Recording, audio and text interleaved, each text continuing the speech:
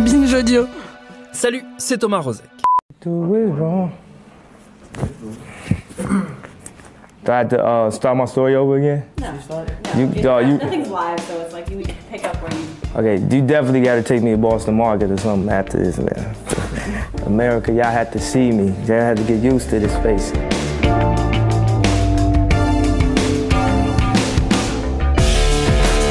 L'expérience fait que nous nous sommes habitués à force à voir des figures publiques bien connues partir en torche dans les flammes du grand n'importe quoi, à coups de déclarations qui visiblement n'ont pas été validées par les armées de conseillers en com qui normalement garnissent les rangs de leurs entourages. Ainsi, des réalisateurs ou des actrices s'empêtrent dans des théories fumeuses au sujet du 11 septembre, des chanteuses ou des musiciens se piquent de tirades politiques aux contours nébuleux, des infra-people télévisuels se prennent pour des théoriciens du droit ou des professeurs de médecine, etc., etc. Ceci étant dit, et malgré notre résignation collective face à ces incontrôlables sorties de route, il en est parfois des si spectaculaires qu'elles nous prennent de court. Et ce même si les signaux d'alerte n'avaient fait que se multiplier, pointant le caractère funeste de la trajectoire. C'est comme quand on regarde un accident de voiture au ralenti. On sait que le pare-brise va voler en éclats et que le conducteur va atterrir au milieu de la chaussée. On est quand même stupéfait par la violence du choc. C'est peu ou prou ce qui se passe en ce moment avec Kanye West. Alors évidemment, la bipolarité dont il souffre joue un rôle majeur dans sa trajectoire cabossée. Ça n'excuse pas tout, mais ça explique en partie pourquoi le rappeur est désormais en roue arrière sur l'autoroute de la consternation. Par ailleurs, on avait toutes les raisons de le voir venir et c'est ce parcours qu'on va retracer avec cet épisode. Bienvenue dans Programme B.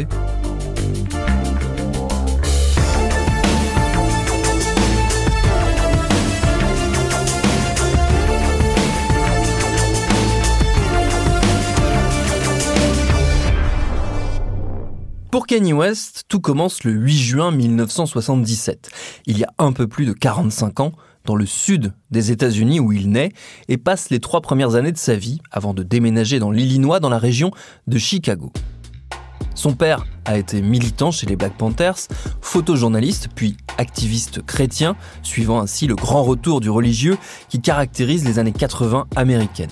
Sa mère est professeure de littérature, elle enseigne à l'université. Des intellectuels afro-américains, donc, qui sensibilisent le petit Kanye à la culture et aux arts, dont il se montre rapidement friand, notamment le dessin et la poésie, puis la musique. Après un passage en Chine où sa mère enseigne un temps, Kanye tombe dans le grand bouillonnement du rap à l'adolescence. Son premier mentor s'appelle No ID, il a quelques années de plus que lui et commence à se faire un nom dans la scène de Chicago. C'est à ses côtés que Kanye apprend à se servir d'un sampler et à programmer ses premières séquences. Il a notamment l'occasion de l'accompagner en studio et de le voir à l'œuvre auprès du rappeur Common, l'une des futures étoiles du hip-hop de Chicago.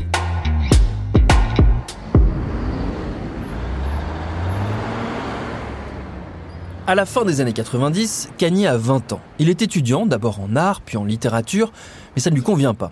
Alors il plaque tout pour se consacrer à la musique. Sa première carrière se fait dans l'ombre des studios, comme producteur. Il signe tout un tas de tracks pour des artistes de plus en plus prestigieux. Il croise la route d'Eminem, de Raekwon, de Ludacris, d'Alicia Keys, mais aussi et surtout celle de Jay-Z sur l'album The Blueprint, un classique du rap du début des années 2000. Et il est celui, Kanye, qui se distingue par l'originalité et l'efficacité de ses beats. La rumeur commence à circuler. Ce type-là va devenir énorme. Mais s'il est avant tout perçu comme un excellent artisan de titres à succès, on ne le considère pas encore comme un rappeur valable. D'ailleurs, les maisons de disques rechignent à lui signer un contrat d'artiste solo. À quoi bon, puisqu'il est si efficace derrière la console. Son camarade Jay-Z vient de cofonder son propre label, Roc-A-Fella. Il convainc ses associés de signer Kanye, d'abord et avant tout pour se garder sous la main ses talents de compositeur. Mais un événement va tout changer. Le 23 octobre 2002, Kanye West est au volant de sa voiture à Los Angeles. Il vient d'enchaîner de longues heures de studio avec les Black Eyed Peas. Il est 3h du matin, il est épuisé, et vous voyez exactement où cette anecdote nous emmène. Il pique du nez et s'endort au volant. Sa voiture de location se déporte et percute frontalement un véhicule qui arrivait en face. L'accident aurait pu être fatal aux 2 conducteurs. Heureusement, personne ne meurt. Le type d'en face se retrouve quand même avec les 2 jambes brisées, les genoux et les hanches en miettes. Et Kanye, lui, a le visage complètement défoncé. Il est transporté en urgence au Cedars-Sinai, l'hôpital où 5 ans plus tôt, Biggie Smalls, alias Notorious B.I.G., est mort dans l'un des épisodes les plus sombres du gangsta rap. Kanye doit subir de lourdes opérations et il se retrouve avec un fil de fer qui lui maintient en place sa mâchoire fracturée.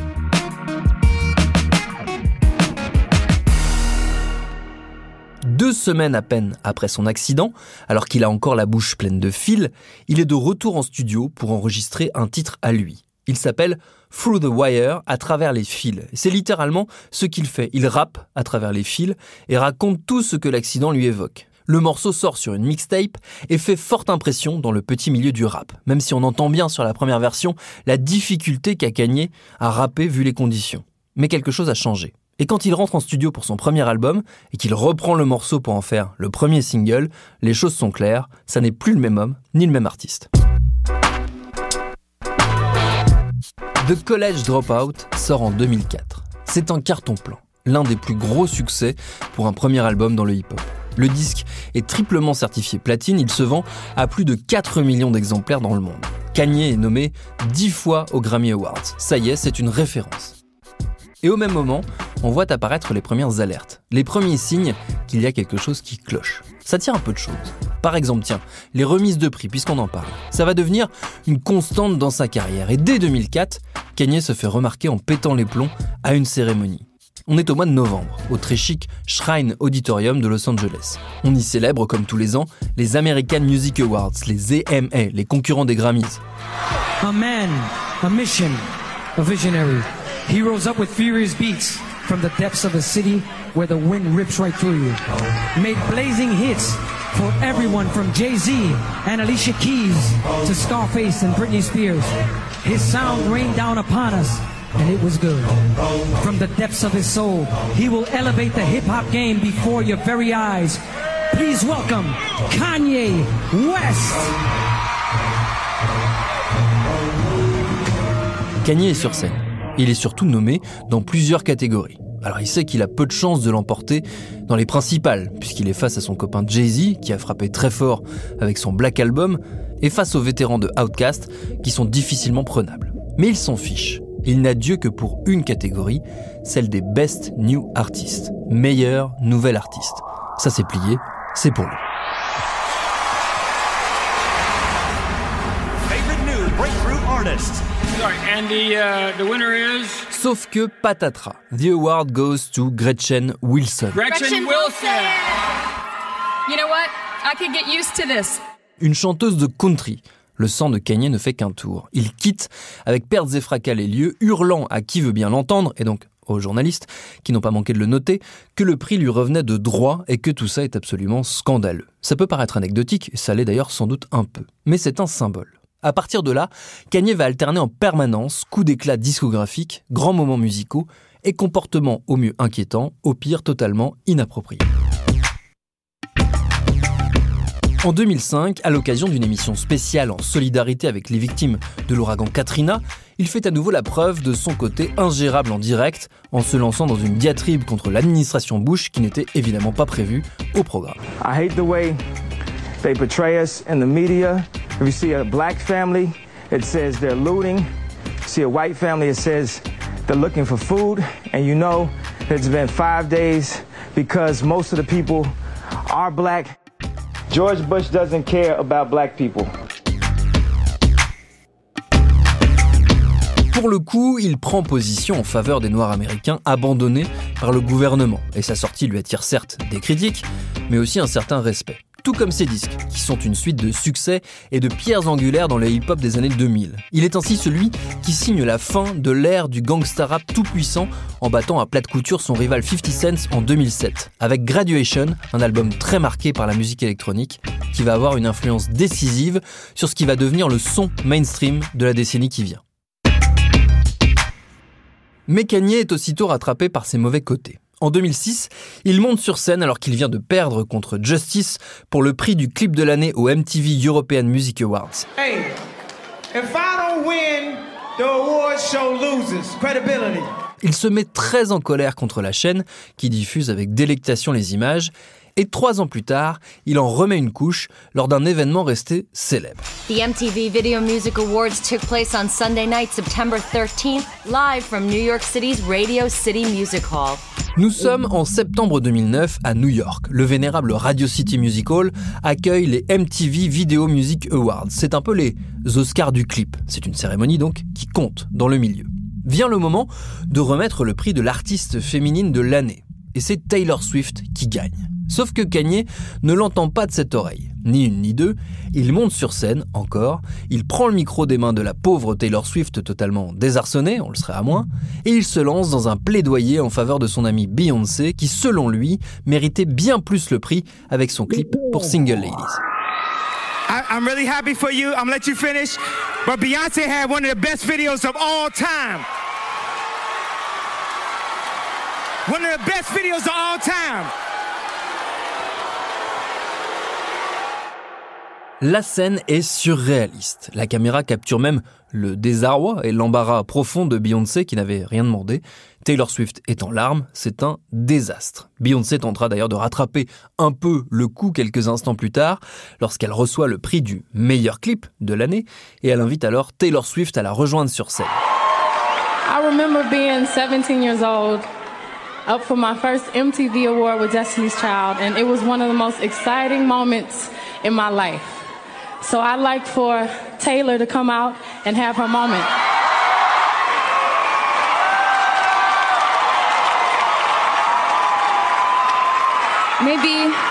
Maybe we could try this again?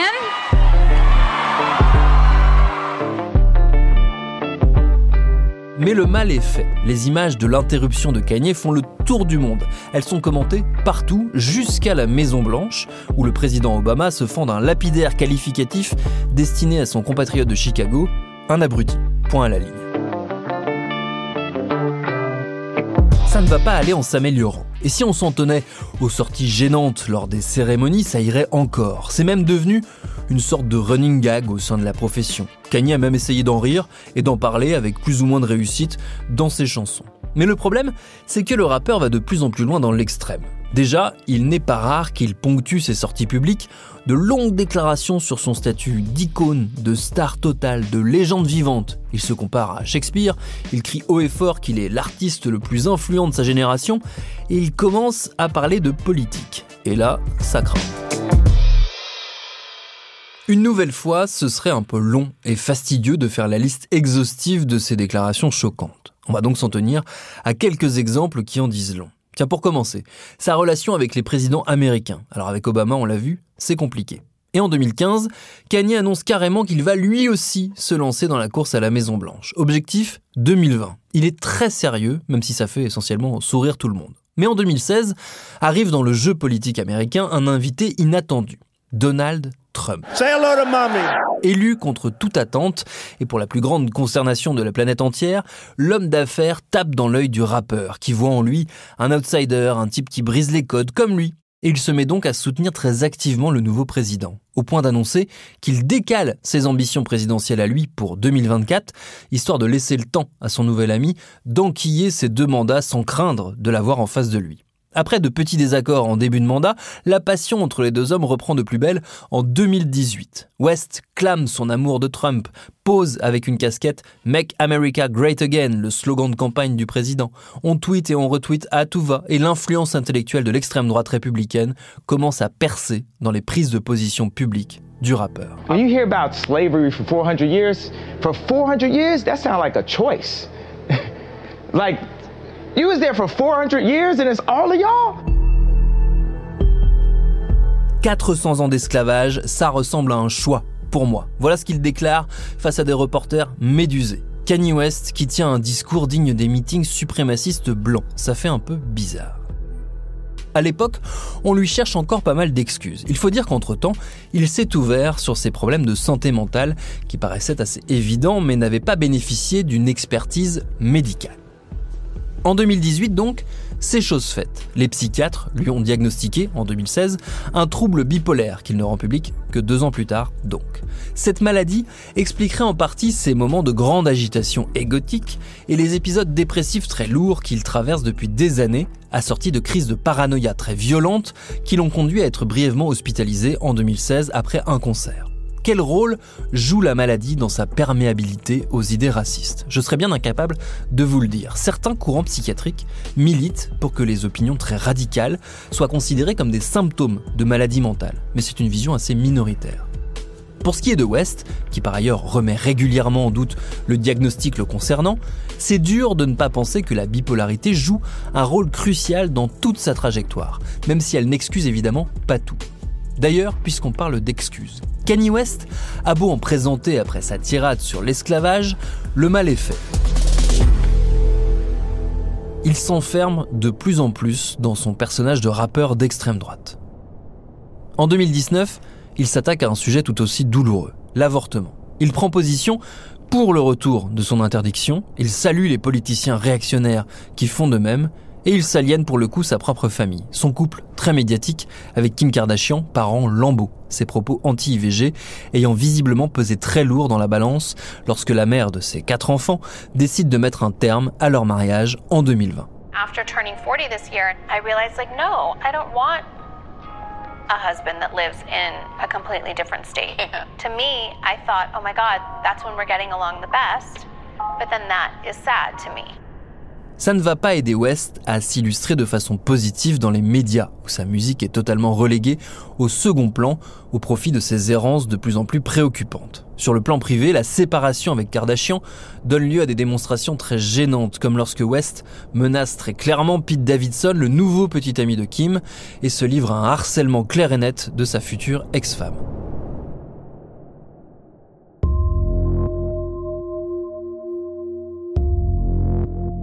L'année 2022 va voir les choses s'accélérer et pas pour le meilleur. Au mois d'octobre dernier, West est à Paris pour la Fashion Week. Il vient y présenter la collection de sa marque Yeezy, sa collaboration au long cours avec Adidas.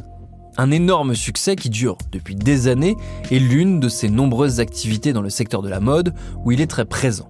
Le problème, c'est qu'il vient face au public en arborant un t-shirt floqué d'un slogan très lourd de sens, « White Lives Matter », la réponse des suprémacistes blancs au slogan « Black Lives Matter », qui est devenu mondialement connu après les différentes affaires de violences policières meurtrières qui ont émaillé l'actualité ces dernières années, et notamment la mort de George Floyd en 2020.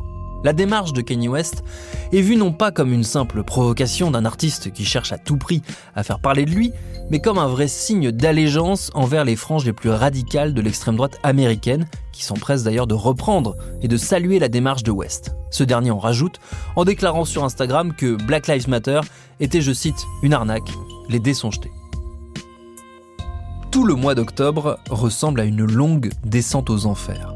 4 jours après l'épisode de Paris, West repart à l'assaut sur Instagram. Il accuse Puff Daddy d'être à la solde des Juifs. Le voilà bloqué sur Instagram.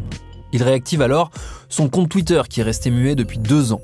Et il enchaîne les déclarations antisémites. Bloqué à nouveau. Le voilà maintenant dans les médias qui acceptent de lui tendre un micro. Sur Fox News, chez le très conservateur Tucker Carlson, il réitère ses délires antisémites, des propos qui seront coupés au montage mais qui fuitent dans la presse. Rebelote quelques jours plus tard sur CNN où il déclare carrément être la cible d'une mafia juive et alors que des manifestants néo-nazis défilent à Los Angeles avec des banderoles « Kanye a raison à propos des juifs » en faisant des saluts hitlériens, la même CNN dévoile des témoignages faisant état de sa fascination pour Adolf Hitler, citant son admiration pour Mein Kampf et affirmant même que son album de 2018, Ye, avait failli s'appeler Hitler.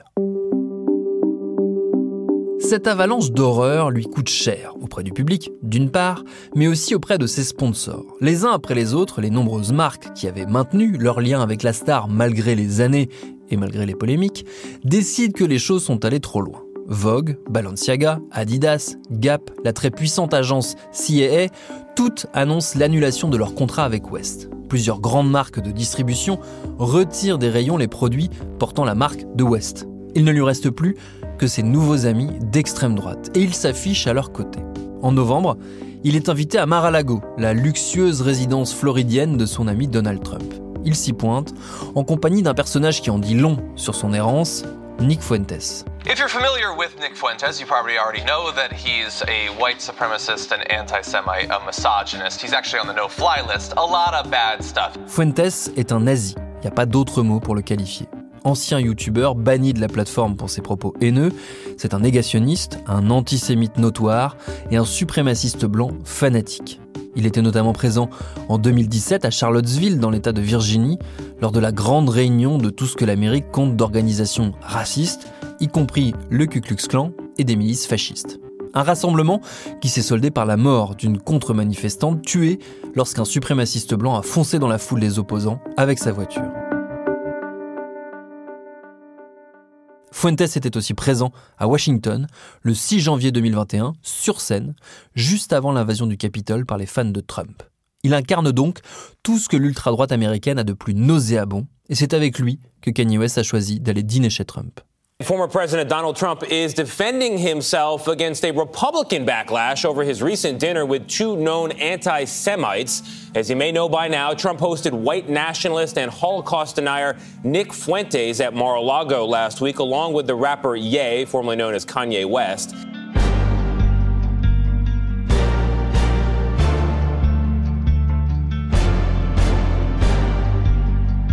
Et ça n'est pas terminé.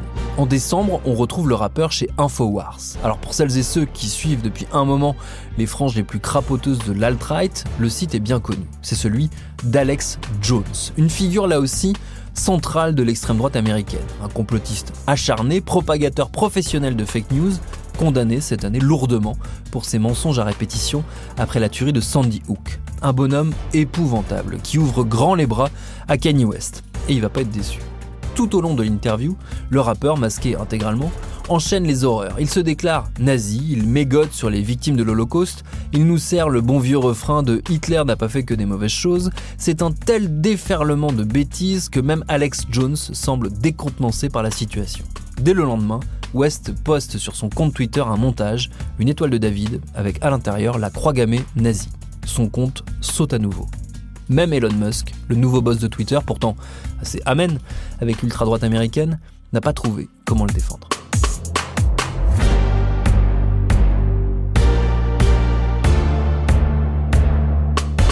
Musk d'ailleurs est visiblement la nouvelle cible de West. Sur Instagram, le dernier espace d'expression grand public qui lui reste, il estimait, alors même que j'étais en train d'écrire cet épisode, qu'Elon Musk était, je cite, un hybride semi-chinois. Alors, je ne suis pas certain de ce que cela signifie, si ce n'est que nous assistons collectivement à la chute de plus en plus rapide de celui qui fut jadis un des rappeurs les plus talentueux de sa génération. Mais vous savez comme moi que l'important, ça n'est pas la chute, c'est l'atterrissage.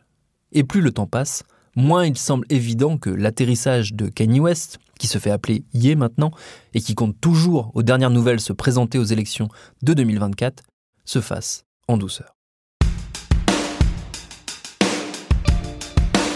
Merci à Quentin Bresson d'avoir réalisé cet épisode de Programme B, un podcast de Binge Audio préparé par Charlotte Bex. Tous nos épisodes, les anciens comme les nouveaux, sont à retrouver sur toutes vos applis de podcast. Cherchez-nous sur Internet si vous voulez nous parler, et à très vite pour un nouvel épisode.